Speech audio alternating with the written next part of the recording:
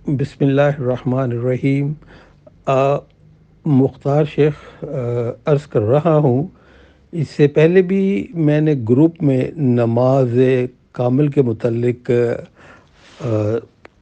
بیان ریکارڈ کرائے ہیں، لیکن یہ اب میں پھر ایک دفعہ پھر نماز کامل کے متعلق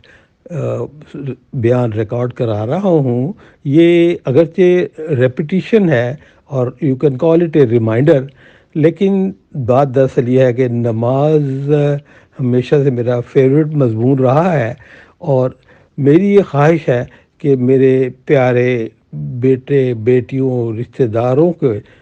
کو یہ نماز نبوی کے متعلق صحیح احکام ملیں، تو میں نے اس دفعہ کوشش کی ہے کہ زیادہ کنسائز فارم میں نماز نبوی کے تمام اہم نکات کو یکجا کروں، اور یہ جو پوائنٹس ہوں گے یہ قرآن اور سنت کی روشنی میں نے بنائے ہیں، اور میرے یہ بہت بڑی خواہش ہے کہ جو بھی اس کو سنے اور انشاءاللہ تعالیٰ اس سے فائدہ لے، وہ میرے لیے میرے بعد میرے لیے صدقہ جاریہ بن جائے۔ تو میں اپنی بات شروع کرتا ہوں۔ ہمارا فقہ یعنی فقہ محمدی 4 اماموں پر مشتمل ہے: حنیفہ، مالک، شافعی، احمد بن حنبل۔ یہ ہمارے 4 قابل عزت اور نہایت محترم ہے امام، جنہوں نے ساری عمر اپنی نبی صلی اللہ علیہ وسلم کی احادیث کو ڈھونڈنے اور ان کو عوام تک پہنچانے میں کوشش کی۔ اور اس پہ یہ ہے کہ بعض مسائل میں جو ہم دیکھتے ہیں کہ وہ ان میں اختلاف ہے، وہ دراصل اختلاف نہیں، وہ صرف فرق انٹرپریٹیشن کا ہے، اور انہوں نے جس طرح ان تک حدیث پہنچی انہوں نے اس کو انٹرپریٹ کیا، تو یہ ہے۔ لیکن در حقیقت میں سب کا ایک ہی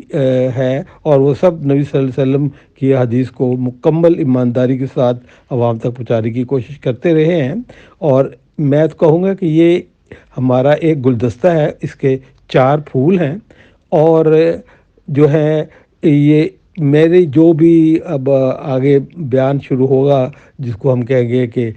پارٹ نمبر 1، کیسٹ نمبر 1 ہے، جو کہ صرف تمام اہم نکات نماز پر مشتمل ہوگی انشاءاللہ۔ اس کو میں نے سیاستہ جو ہماری کنفرم بک ہیں حدیث کی، جو یعنی بخاری، مسلم، ابن ماجہ، ابو داؤد، ترمذی، ان کو جو ہے وہ میں نے سامنے رکھ کے کوشش کی ہے کہ میں نماز نبی کا بیان دوں۔ اور یہ میں اگرچہ ان میں جیسے میں نے کہا کہ اگر کسی میں اختلاف ہے، تو میں نے جو میجورٹی امام کا جو ویو ہے وہ اس کو سامنے رکھ کے یہ میں نے کیسٹ بیان بنانے کی کوشش کی ہے۔ پہلا پارٹ جو ہے جیسا میں نے کہا اہم نکات نماز پر مشتمل ہوگا۔ دوسرا پارٹ جو میں بعد میں بناؤں گا اور جلدی بنا کر آپ کو دوں گا انشاءاللہ تعالی، اس میں نماز نبوی جو ادا کرتے تھے ان کو پریکٹیکلی کر کے ساتھ بتاؤں گا، تاکہ ہمیں پتہ لگے کہ ہمیں نماز ہے اس میں اگر کوئی کوتاہی ہے تو کس طرح دور کی جا سکتی ہے۔ تو آئیے ہم پارٹ 1 کو پہلے ڈیل کرتے ہیں آج، اور یہ ہے سب سے پہلے میں کہوں گا کہ اہمیت نماز کے متعلق میں مختصر عرض کروں گا کہ جیسے کہ شاعر نے کہا کہ روز محشر کے جاں گداز بود، اولی پرسش نماز بود۔ نماز کا محشر میں جو پہلا جو سوال ہوگا وہ نماز کے متعلق ہوگا، اور خود جو قرآن نے کہا نا الصلاۃ عماد الدین، نماز جو ہے یہ دین کا ستون ہے، ہمارا جو دین ہے وہ ستون جن کے اوپر کھڑا ہے وہ نماز ہے۔ اور نبی صلی اللہ علیہ وسلم نے کتنی اچھی بات کہا بین الرجل و بین الشرک والکفر ترک صلاۃ، یعنی انسان کے درمیان شرک اور کفر میں جو فاصلہ ڈالتی ہے وہ نماز ہے، اور جو اس کو ترک کرتا ہے وہ شرک اور کفر کی طرف مائل ہو جاتا ہے۔ تو یہ اہمیت نماز تھی، اور سب سے پہلے جو ٹاپک میں ڈیل کر رہا ہوں وہ ہے عورت کی نماز۔ اس کے متعلق مختلف قسم کی غلط فہمی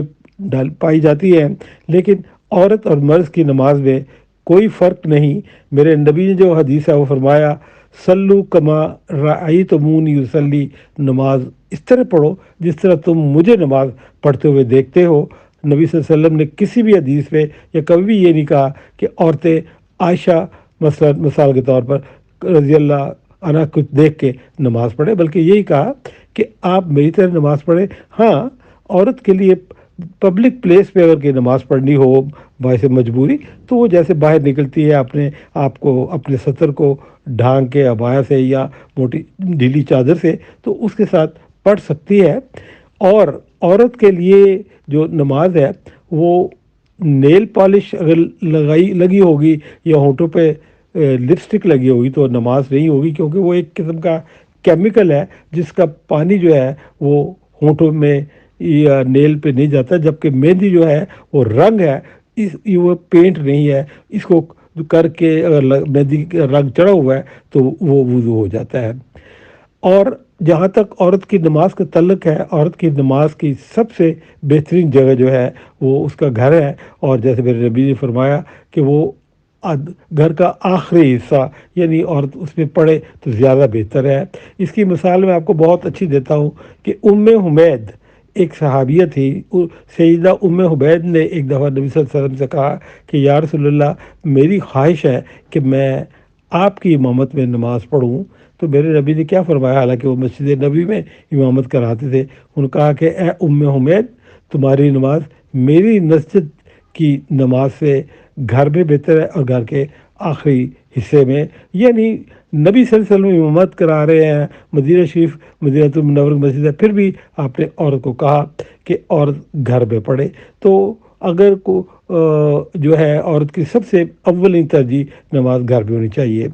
جہاں تک مسجد میں ہم نے دیکھا کہ لوگ ٹوپی پہن کر ضرور جاتے ہیں، اگر ٹوپی نہیں ہو تو مسجد میں جو ٹوپی پڑی ہے اس کو اٹھا کر پہنتے ہیں۔ تو بھائی اس پہ یہ ہے کہ مسجد کی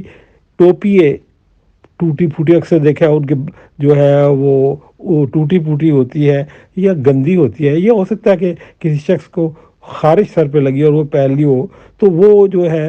اس کو پہننے سے نقصان ہو سکتا ہے، اس لیے گھر سے آپ ٹوپی پہن کر جائیں۔ آف کورس یہ سنت نبی ہے، لیکن اگر کسی وجہ سے آپ ٹوپی گھر میں بھول آئے ہیں یا نہیں پہنی تو آپ کی نماز جو ہے ہو جائے گی، یہ انویلیڈیٹ نہیں ہوگی۔ اور اسی طرح شلوار جو ہے آدمی کے لیے، شلوار ہو یا کوئی چیز نیچے پہنی ہے اس کی پینٹ ہو، کوشش کریں یہ ہمیشہ کے لیے ہر وقت ٹخنوں سے اوپر ہو۔ اور اس کے متعلق میں بتاؤں کہ میرے نبی کا فرمان ہے، مردوں کے لیے حکم ہے کہ جو جسم کا وہ ٹخنا جو ہے وہ اس پہ جو شلوار وغیرہ وہ نیچے شلوار ٹخنے سے نیچے ہے وہ جہنم کا حصہ بنے گا۔ اور لیکن آج کل الٹا رواج ہے کہ مرد کی جو شلوار ہے وہ تو ٹخنے سے نیچے ہوتے ہیں، لیکن عورتیں پجامہ یا شلوار پہنتی ہیں تو ٹخنے ننگے ہوتے ہیں، حالانکہ عورتوں کو اس کے متعلق پابندی کی گئی ہے کہ وہ اپنے آپ کو مناسب جگہ ڈھانک کر رکھیں۔ تیسری چیز جو ہم یہ ڈیل کر رہے ہیں وہ نماز، فرض نمازوں کی رکعت۔ فرض نمازوں کی رکعت میں فجر کی 2 فرض ہیں، ظہر کے 4 فرض ہیں، عصر کے 4 فرض ہیں، مغرب کے 3 فرض ہیں، اور عشاء کے 4 فرض ہیں۔ یہ فرض جو ہے یہ نبی صلی اللہ علیہ وسلم جب معراج پہ گئے تو اللہ تعالیٰ نے آپ پہ یہ نمازیں فرض کی۔ اس کے علاوہ سنت نمازیں ہیں، اور وہ جو ہیں وہ سنت جو نمازیں میری نبی نے کہی وہ 12 نمازیں سنت ہیں۔ وہ کیا ہے؟ یعنی فجر کے 2 سنتیں جو کہ فجر کی فرض سے پہلے پڑھتے ہیں، اسی طرح 4 سنت 4 فرض سے پہلے ہے ظہر کی، اور 2 سنتیں جو ہیں وہ 4 فرض کے بعد میں ہے۔ اسی طرح جو مغرب کی نماز کے 3 فرض ہے اس کے بعد 2 سنت ہیں، اور عشاء کی 4 فرض کے بعد 2 سنتیں ہیں، یہ کل 12 بنتی ہیں۔ اور میرے نبی کا فرمان ہے کہ جس نے 12 سنتیں ادا کی اس کے لیے جنت میں محل کی ذمہ داری میں لیتا ہوں۔ تو اس لیے اگر کسی وجہ سے آپ سنتیں نہ پڑھ سکیں، مثلاً آپ جو ہے کالج یا آفس میں جانا ہے، آپ کو دیر ہو رہی ہے، یا آپ آفس یا کالج میں اور آپ کے پاس ٹائم نہیں، تو آپ فرض نماز نہ چھوڑیں۔ اور اسی طرح آپ ٹریول کر رہے ہیں، ریلوے اسٹیشن پہ پلیٹ فارم پہ آپ ہیں تو آپ سنتیں چھوڑ سکتے ہیں اور یہ پلیٹ فارم پہ آپ فرض پڑھ کے آپ فوراً گاڑی پہ بیٹھ سکتے ہیں، لیکن آف کورس سنتوں کا بہت ثواب ہے۔ اور جو حدیث ہے کہ محشر کے دن آدمی کو جب نمازوں کا حساب ہوگا تو دیکھیں اللہ تعالیٰ کہے گا کہ اس کی جو نماز، جو ہم آپ جانتے ہیں کہ ہماری نمازیں ٹوٹی پھوٹی ہوتی ہیں، 100 قسم کے خیالات آتے ہیں اور دوسری باتیں ہوتی ہیں، تو اللہ تعالیٰ کہے گا کہ اس کی نمازیں دیکھو، اگر اس میں کئی سنت نفل جو ہے وہ ادا کیا تو اس میں سے اس کو جو حصہ لے کر اس کی فرض نمازوں کو پورا کر دو یا اس کو ثواب دو۔ اس طرح کچھ نمازیں ایسی ہیں جو سنت موقدہ اور غیر موقدہ کہلاتی ہے۔ موقدہ سے مراد وہ ہے کہ وہ سنت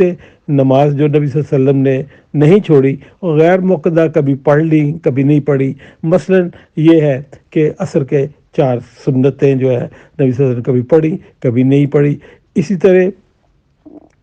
جو ہے عشاء کی 4 سنتیں جو پہلے ہیں، اگر کبھی پڑھی کبھی نہیں پڑھی، لیکن جو موقدہ ہے وہ یہی ہے فرض فجر کی جو ہے 2 سنتیں، جو آپ کا کہتے ہیں ظہر کی 4 سنتیں اور فرض کے بعد 2 سنتیں، مغرب کی جیسے میں نے کہا 3 فرض کے بعد 2 سنتیں، اور عشاء کے 4 فرض کے بعد 2 سنتیں، یہ موقدہ ہیں، ان کو پڑھنا چاہیے۔ اور نوافل جو ہے آپ جتنے مرضی پڑھیں، اس کی کوئی قید نہیں۔ نوافل جو ہے یہ نوافل کا مطلب اضافی، تو آپ اپنے آپ کو اللہ کو راضی کرنے کی جتنے مرضی نفل پڑھ لیں، اس کی کوئی قید نہیں۔ جہاں تک 17 رکعت عشاء کا ہے، یہ اس کی بھی کوئی حدیث ایسی نہیں ہے۔ آپ بھلے سے جب آئیں تو جماعت اگر نہیں کھڑی تو آپ 2 فرض پڑھ سکتے ہیں یا 4 فرض پڑھ سکتے ہیں، پھر امام صاحب کے ساتھ 4 فرض پڑھے، پھر 2 سنتیں پڑھے، پھر 2 سنتیں پڑھے، جتنا آپ کو جیتا ہے پڑھے۔ لیکن جو ہے 17 اس کی کوئی کنڈیشن نہیں ہے، 4 فرض عشاء کے اور اس کے بعد 2 سنتیں، یہ پڑھ لینا بہت بڑی ثواب کی بات ہے۔ اور جو ہے یہ بھی یاد رکھیں کہ نوافل اگر آدمی صحت میں ہو تو اگر کھڑے ہو کر پڑھے تو اس کا ڈبل ریوارڈ ہے۔ اور اب ہم آتے ہیں وطر کی طرف۔ اکثر لوگوں کا یہ خیال ہے کہ وطر عشاء کا حصہ ہے، حالانکہ یہ آخری نماز ہے، حتیٰ کہ تہجد کی نماز کے بعد اگر وطر ادا کیے جائے تو یہ ترجیح اس کو دی جانی چاہیے۔ اور وطر کو جو صحابہ کرام نے ایک دفعہ نبی صلی اللہ علیہ وسلم سے کہا کہ یا رسول اللہ، بعض اوقات ہم سے جو ہے وہ نماز جو ہے تہجد اور وطر نہیں پڑھی جاتی اٹھ کر، کیونکہ تہجد کا مطلب اٹھ کر نماز پڑھنا اور وطر اس کے بعد میں ہے، تو آپ نے فرمایا کہ آپ عشاء کے بعد جو ہے نوافل پڑھیں، اور اس کے بعد میں جو ہے یہ تہجد کی نیت کر کے پڑھیں عشاء کے بعد، اور اس کے بعد میں آپ وطر پڑھیں۔ وطر جو ہے وہ آپ جو ہے اکٹھے 3 بھی پڑھ سکتے ہیں، لیکن پریفرڈ فارم جو ہے وہ یہی ہے کہ آپ جو ہے 2 کر کے جتنے مرضی پڑھنا ہے چاہے پڑھیں، اور آخر میں 1 وطر پڑھیں، یہ زیادہ ترجیح دی جاتی ہے، لیکن 3 بھی اکٹھے پڑھے جا سکتے ہیں۔ اور اس کے بعد ہم آتے ہیں تحیۃ المسجد اور تحیۃ الوضو، جو اس میں یہ ہے کہ جب آدمی وضو کرے، جب مسجد میں جائے تو آپ ایک وضو کے جب مسجد میں آئے تو نیت آپ دل میں کر سکتے ہیں کہ تحیۃ الوضو کی بھی، تحیۃ المسجد کی بھی، اور اگر ٹائم تھوڑا ہے تو سنت نمازوں کی بھی آپ اکٹھی نیت کر کے آپ صرف اگر 2 سنت تحیۃ المسجد بھی پڑھ لیں گے تو وہ تحیۃ الوضو بھی کور کر لے گا اور تحیۃ المسجد بھی کور ہو جائے گی۔ اور اس کی اہمیت کا آپ اسے اندازہ لگائیں کہ نبی صلی اللہ علیہ وسلم ایک دفعہ واعظ فرما رہے تھے، اور ایک شخص آیا جس کا نام تھا سالک غطفانی، تو وہ آئے اور وہ بیٹھ گئے، تو آپ نے خطبہ روکا اور کہا کہ اے سالک، کیا تم نے تحیۃ المسجد پڑھی ہے؟ انہوں نے کہا نہیں، تو انہوں نے کہا اٹھو اور تحیۃ المسجد پڑھو۔ تو یہ ہے کہ اگر نماز شروع نہیں ہو رہی تو آپ تحیۃ المسجد پڑھیں، اس کی بہت بڑی فضیلت ہے۔ اسی طرح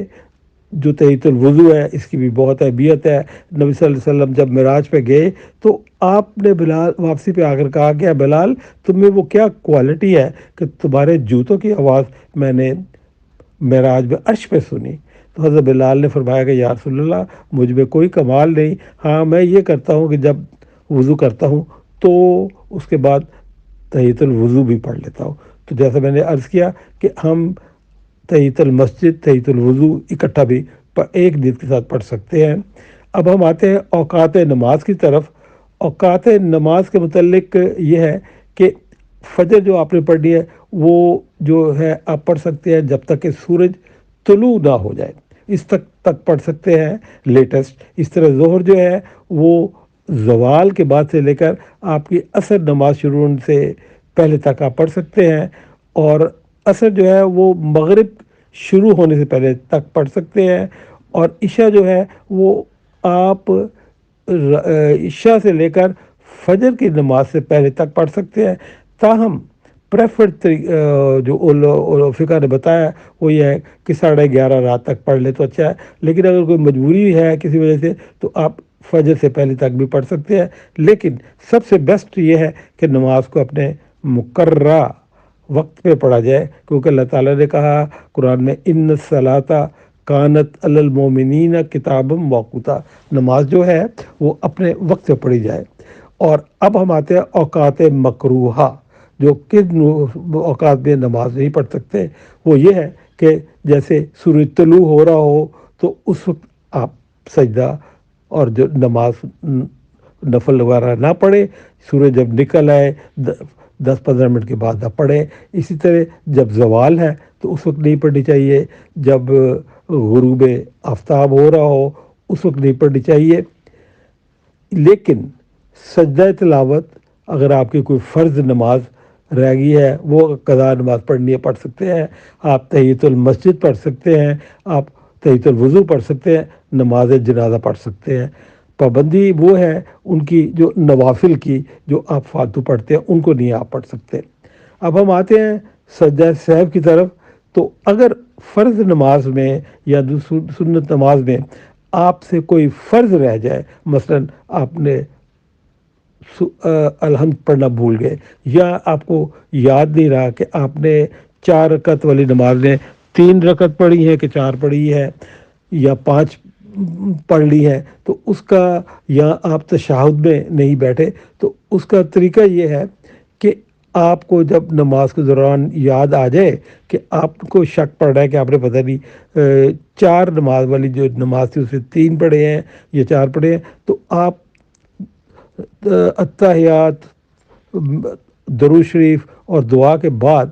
2 سجدے کر کے سلام پھیر لے دائیں اور بائیں، تو یہ آپ کا جو ہے وہ کور اپ ہو جائے گا۔ اگر آپ نے کم پڑھی ہے تو بھی یا زیادہ پڑھی ہے تو بھی، یہ پریفرڈ فارم ہے۔ لیکن اگر آپ کو جو ہے بعد میں سلام پھیرنے کے بعد میں بھی یاد آئے تو آپ 2 سجدے کر کے دائیں بائیں سجدہ کر کے تسلیم دائیں بائیں سلام کر کے کر سکتے ہیں، تو آپ کا جو ہے وہ جو سجدہ سہو ہو جائے گا۔ اور جو ہے سجدہ سہو جو ہے کس صورت میں نہیں بنتا، یعنی اگر آپ نے کوئی سنت فعل چھوڑ دیا، مثلا آپ نے ثنا نہیں پڑھی سبحانک اللہم و بحمدک، یا نماز رب اجعلنی یا کوئی دعا اور نہیں پڑھی تشہد میں، تو آپ جو ہے اس کے لیے آپ کو سجدہ سہو کرنے کی ضرورت نہیں۔ یہ میجورٹی کا ویو ہے۔ اور تیسرا ایک ویو یہ بھی ہے کہ اگر آپ مسجد میں نماز پڑھ رہے ہیں یا گھر میں پڑھ رہے ہیں اور آپ کو 15-20 منٹ گزر چکے ہیں اور گھر بھی آ چکے ہیں، آپ بیٹھے ہیں، بعد میں آپ کو یاد آیا تو 15-20 منٹ یا آدھا گھنٹہ گزر گیا تو پھر آپ سجدہ سہو بے شک نہ کریں، اللہ تعالیٰ آپ کو معاف کرے گا۔ اب ہم آتے ہیں 2 نمازوں کو ملانا۔ اگر کوئی شرعی مجبوری ہو، مثلا آدمی کو بیمار ہو، اس کو پتہ ہو کہ میں نے ظہر پڑھ لی، اثر نہیں پڑھ سکتا، مجھے بخار اور بہت تیز ہو جائے گا یا میری طبیعت اور خراب ہو جائے گی، تو وہ نماز کو جو ہے ظہر کی نماز کا اثر کی نماز بھی پڑھ سکتا ہے۔ یا اس کو کوئی فنکشن میں جا رہے ہیں جہاں پہ آپ کو پتہ ہے کہ وہاں پہ نماز کا کوئی انتظام نہیں ہوگا اور آپ کی نماز جو ہے وہ قضا ہو جائے گی، مثلا عصر کی یا مغرب کی نماز قضا ہو جائے گی، یا آپ سفر میں ہیں اور آپ کو پتہ ہے کہ سفر میں آپ کو کوئی نماز پڑھنے کا سہولت نہیں ہوگی، تو آپ پڑھ سکتے ہیں۔ اور آپ اگر ٹریول کر رہے ہیں اور عصر کا آپ کو پتہ ہے کہ شاید مس نہ ہو جائے بیماری کی وجہ سے یا کوئی اوپر جو سے میں نے وجوہات بتائی ہیں، تو اس صورت میں آپ ظہر اور چلنے سے پہلے ظہر کے ساتھ ہی عصر پڑھ لیں، یا عصر کو مغرب کے ساتھ ملا سکتے ہیں، یا مغرب کو عشاء کے ساتھ ملا سکتے ہیں۔ ابن عباس ایک حدیث میں یہ بھی ذکر ہے کہ نبی صلی اللہ علیہ وسلم نے بغیر بارش، بغیر کسی وجہ کے نمازیں جو تھی وہ عصر اور مغرب عشاء ملا کر پڑھائیں۔ تو وہ حضرت ابن عباس سے پوچھا تو انہوں نے کہا کہ یہ امت کے سہولت کے لیے اور بتانے کے لیے ایسا کیا۔ تو اس میں یہ ہوتا ہے کہ اگر آپ نے سفر کرنا ہے یا بیمار ہے تو آپ ظہر کی نماز کی پہلے 4 فرض پڑھ لیں اور اس کے بعد میں عصر کے بھی 4 پڑھ سکتے ہیں۔ اسی طرح یا آپ نے اگر عشاء آپ کو مس ہونے کا ڈر ہے تو آپ مغرب کے ساتھ عشاء کے بھی 4 فرض پڑھ سکتے ہیں۔ اب ہم آتے ہیں قصر نماز کی طرف۔ تو قصر نماز کے لیے کہا ہے نا، جیسے قرآن میں وَإِذَا ضَرَبْتُمْ فِي الْأَرْضِ فَلَيْسَ عَلَيْكُمْ جُنَاحٌ أَن تَقْصِرُوا مِنَ الصَّلَاةِ، اگر تم سفر کر رہے ہو تو تمہارے کوئی حرج نہیں اگر تم قصر پڑھو۔ تو یہ ہے قصر جو ہے وہ آدھی نماز کو، فرض نماز کو ادا کرنا ہے، لیکن فجر اور مغرب کو آدھا آپ نہیں کرنا، اس کو فجر کے فرض کو اور مغرب کو پورا پڑھنا ہے۔ اور جب آپ سفر میں یہ کریں گے تو آپ کو ثواب پوری نماز کا ملے گا انشاءاللہ، کیونکہ ہم نے قرآن کو پہ عمل کیا اور یہ نبی صلی اللہ علیہ وسلم کی کا سنت طریقہ بھی تھا۔ فاصلے کا مطلب یہ کہا گیا ہے کہ آپ شہر کی حدود سے جب آپ 77.5 کلومیٹر سمجھے یا 48-50 میل جو ہے کا سفر آپ نے کرنا ہو تو شہر کی حدود کے بعد آپ جو ہے شروع، اگر اتنا فاصلہ ہے تو آپ قصر نماز پڑھیں، اور کیونکہ آپ سفر کر رہے ہیں۔ ہاں اگر آپ قصر کے دوران آپ نے فاصلہ 48 یا 50 میل تو ہے، لیکن ایک میل کے فاصلے کے بعد ہی عصر ہو جاتی ہے یا ظہر ہو جاتی ہے اور مسجد آ جاتی ہے، تو آپ اس وقت بھی چاہے فاصلہ بھی اپنے 1 میل طے کیا ہے تو آپ قصر ہی نماز پڑھیں گے۔ جہاں تک سٹے کا پرپز ہے کہ جب آپ کسی دوسرے شہر میں جا رہے ہیں سفر کے میں، تو آپ 15 دن یا 19 دن اگر آپ کا سٹے ہے تو یا اس سے کم ہے تو آپ قصر نماز یعنی فرض کو ادا کر کے پڑھیں گے، سوائے فجر کے فرض اور مغرب کے فرض کے۔ اور بعض اوقات یہ بھی کہ اگر غیر یقینی صورت حال ہو، آپ کو یہ پتہ نہیں کہ آپ نے کل جانا ہے کہ پرسوں جانا ہے، تو آپ اس کو بھی قصر ہی کہیں گے۔ حضرت ابن عمر ایک دفعہ آذربائیجان گئے اور وہاں پہ 6 ماہ برف باری ہوتی رہی اور آپ کا روز ارادہ بنتا تھا آنے کا لیکن آ نہ سکے، تو آپ نے 6 ماہ قصر پڑھی۔ اب ہم آتے ہیں اشراق نماز کی کیا ہے متعلق۔ اشراق میں یہ ہے کہ مسجد میں نماز پڑھنے کے بعد اگر آدمی بیٹھا رہے اور 15 یا 20 منٹ سورج طلوع ہونے کے بعد اگر وہ پڑھے تو اس کو حج اور عمرہ کا ثواب ملتا ہے۔ چونکہ عورتوں کو گھر میں پریفر کیا گیا تو انشاءاللہ امید ہے کہ عورتیں اگر گھر میں پڑھیں گی اشراق تو ان کو ثواب حج اور عمرے کا ہی ملے گا۔ اب ہم آتے ہیں دوسری نماز جس کو کہتے ہیں دوحہ،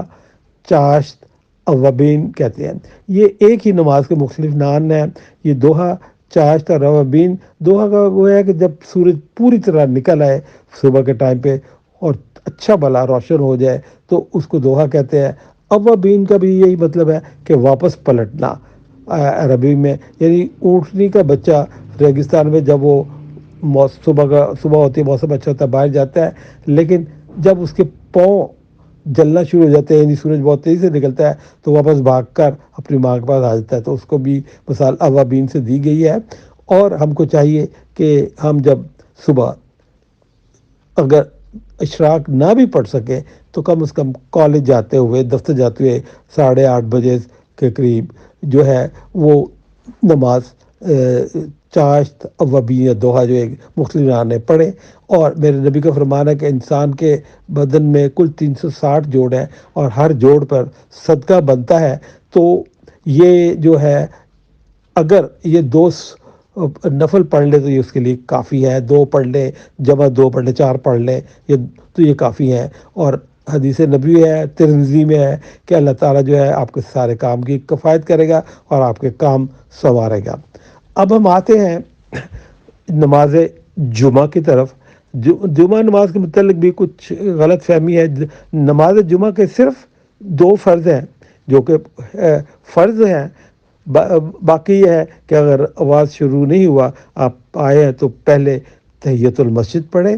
اور اس کے بعد بھی اگر آپ امام صاحب نے نماز نہیں شروع کیا تو آپ 2 جمع 2 کر کے جتنے بھی نوافل پڑھ سکتے ہیں پڑھیں، اور پھر امام صاحب کے ساتھ 2 فرض پڑھیں۔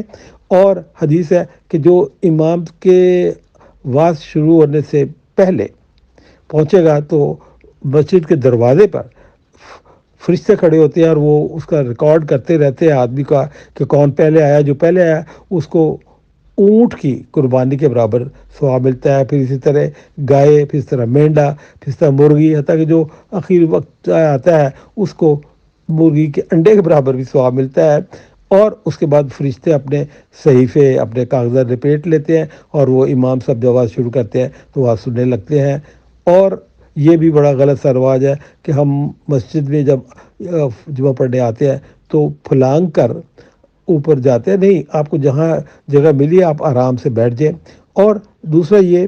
کہ جمعے کو کئی جگہ دیکھا گیا ہے کہ مکمل چھٹی ہوتی ہے، لیکن لوگ جو ہے وہ چھٹی کا دن جو ہے یا تو ٹی وی دیکھ کر یا موبائل دیکھ کر یہ سو کر گزارتے ہیں۔ حالانکہ ایسی کوئی کنڈیشن نہیں ہے اسلام میں کہ آپ جمعے کے دن چھٹی کریں، بلکہ اسلام تو آپ کہتا ہے کہ آپ اپنے آپ کو نماز بھی پڑھیں لیکن دنیا کے کاموں میں بھی مصروف رہیں، جیسے کہ سورۃ جمعہ میں ذکر ہے فَإِذَا قَضَيْتُمُ الصَّلَاةَ فَانتَشِرُوا فِي الْأَرْضِ، جب تمہاری نماز ختم ہو جائے تو دنیا میں منتشر ہو جا، وَابْتَغُوا فضل من فضل اللہ، اللہ کا جو ہے فضل ڈھونڈو، یعنی نماز کے بعد آپ منتشر ہو جاؤ اور رزق کی تلاش میں رہو۔ تو اس کے بعد جب آپ 2 فرض نماز میں امام صاحب پڑھ لیں تو اس کے بعد چاہے آپ 2 نوافل اور جب 2 نوافل اور پڑھیں، یہ ایڈیشنل ثواب ہے۔ اور یہ میرے بات تھی، اور جو ہے یہ آخر میں صرف ایک لائٹ نوٹ پہ بات کر کے اس بات کو ختم کرتا ہوں کہ نیک شلوار جو ہے وہ جیسا کہ آدمی کو کہا گیا کہ وہ ٹخنوں سے اونچی ہونی چاہیے، جبکہ ہمارا الٹا رواج ہے کہ عورتوں کی آج کل جو ہے پجامے یا شلوار ٹخنوں سے اونچے ہوتے ہیں اور مردوں کے نیچے لٹکے ہوتی ہیں، جو جبکہ عورتوں کے لیے ایسا حکم ہے کہ وہ ٹخنے کور کریں اور مردوں کا ٹخنے اوپر رکھیں۔ تو اس میں ایک چھوٹی سی مجھے لائٹ جوک پہ بات ختم کر رہا ہوں کہ کسی مسجد کے مولوی صاحب نے درزی سے شلوار قمیض سلوائی، اور شلوار جو تھی وہ لمبی بن گئی، تو اس نے اپنی بیگم کو کہا کہ میری شلوار جو ہے اس کو چھوٹے کر دو تھوڑی سی، تو اس کے بعد میں ان کی بیوی بھول گئی۔ تو امام صاحب نے سوچا کہ چلو بیوی کو کیا کہنا، مصروف ہے، اپنی بیٹی کو کہا دوسرے دن، اس کو کہا وہ بھی بھول گئی۔ پھر امام صاحب دیکھے شلوار پڑی ہے تو انہوں نے کہا چلو اپنی جو بیٹے بہو ہے اس کو کہوں کہ وہ وہ شلوار چھوٹی کر دے۔ جمعرات کو اچانک سب کو خیالہ کو ہو، امام صاحب نے مولوی صاحب نے تو کہا تھا کہ شلوار چھوٹی کرنی ہے، تو بیوی نے چھوٹی شلوار کاٹ کے کر دی اور سی دیا۔ اس کے بعد میں بیٹی کا خیال ہے اس نے فردر شلوار کو کاٹ کے چھوٹی کر دی۔ اس کے بعد میں بہو کو خیال ہے اس نے شلوار چھوٹی کر دی۔ امام صاحب جب جمعے کے لیے شلوار پہن لگے تو وہ شلوار نہیں، وہ نیکر بن چکی تھی، نکر بن چکی تھی۔ تو خیر یہ تو ایک لائٹ سا جوک ہے، لیکن کوشش کریں کہ آپ مرد حضرات اپنے جو ٹخنے ہیں ان کو ہر حال میں اونچا رکھیں، جو کپڑا پہنے، اور عورتیں ٹخنوں کو کور کر کے رکھیں۔ اور انشاءاللہ اگلی جو میں بیان کروں گا وہ انشاءاللہ پریکٹیکلی میں آپ کو بتاؤں گا اپنا ویڈیو میں کہ نماز کیسے پڑھنی چاہیے۔ اور جیسا میں نے عرض کیا کہ یہ میں جو بھی عرض کروں گا یہ میجورٹی کا ویو ہوگا، لیکن چاروں امام ہمارے لیے بہت قابل تکریم ہے، صرف میجورٹی کا ویو کو سامنے رکھ کے وہ بات میں نے کی ہے۔ وآخر الدعوانا ان الحمدللہ رب العالمین، دعاؤں میں یاد رکھیں۔ والسلام، مختار شیخ۔